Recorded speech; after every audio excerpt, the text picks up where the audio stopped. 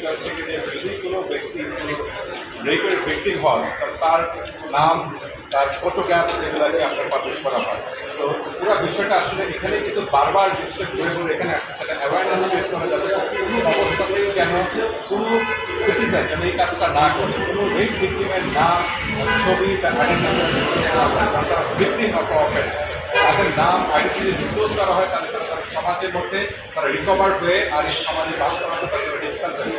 পুরো প্রয়াসটাই কোর্টের ক্ষেত্রে এনশিওর করা দুইটা জিনিস। অবশ্যই হচ্ছে কি ফার্স্ট কোনো অবস্থাতে যেন আর এই ভবিষ্যতে যেন এই ধরনের অপ্রতিকর ঘটনা যেন না ঘটে, কোনো ধরনের ধর্ষণ যেন আর কন্টিনিউ না হয়। আর দ্বিতীয়ত যদি কোনো আনফর্চুনেটলি অ্যাক্সিডেন্টলি যেটা হয়েও যায় তাহলে সেই পার্টিকুলার ভিক্টিমের নাম ডিসক্লোজ না করা।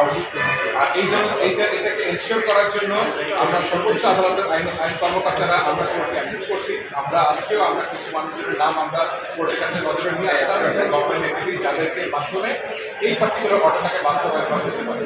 তার জন্য আমরা মিনিস্টার অফ পোস্ট অ্যান্ড টেলিকমিউনিকেশনকে আমরা পার্টি করলাম, যেটা আগে ছিল না। বাংলাদেশ বিটিভি ডাইরেক্টর সাহেবকে আমরা পার্টি করলাম যাতে করে এটা যেন ওয়াইডলি অ্যাওয়ারনেসটা ক্রিয়েট করা হয়। আর এছাড়া কোর্ট সর্বোচ্চ প্রচেষ্টা আছে যাতে করে যতভাবে হোক, কারণ আমাদের যে রেপুটেশনটা আমরা ফাইট করেছিলাম শুধুমাত্র এটা মাগুর আর 8 বছরের বাচ্চাকে প্রোটেকশন এনশিওর করার জন্য আমরা প্রোটেকশন পেতে, এটা ওভারঅল বাংলাদেশে যাতে অ্যাটলিস্ট এই একটা প্রসেসের মাধ্যমে যেন রেপটাকে যেন আমরা কন্ডেম করতে পারি, আর জন্য এই ধরনের ধর্ষণ যেন আর না হয়।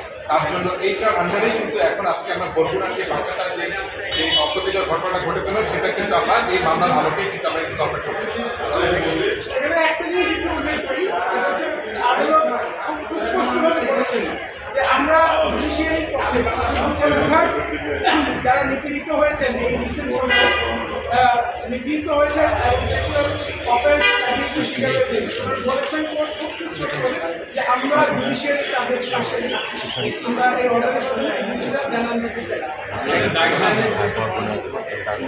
গাইডলাইনে আমরা যে পয়েন্টগুলো দিয়েছি যে সরকারের একটা দায়িত্ব আছে, আমরা সুস্পষ্ট কয়েক পৃষ্ঠের একটা গাইডলাইন বড় করে দিয়েছি যে আমরা এখানে ভিকটিমকে ভিকটিমের ডেফিনেশন দিয়েছি, কারা কারা ভিকটিম হিসেবে চিহ্নিত হতে পারে সেটাকে ন্যারো ডাউন করেছি যাতে এটা ওয়াইড স্প্রেড না হয়, ফোকাস থাকে। দুই হচ্ছে এখানে মিডিয়ার একটা বড় রোলের কথা আমরা বলেছি যে media actually can play a big role, positive role, যে এইগুলো বন্ধ হচ্ছে।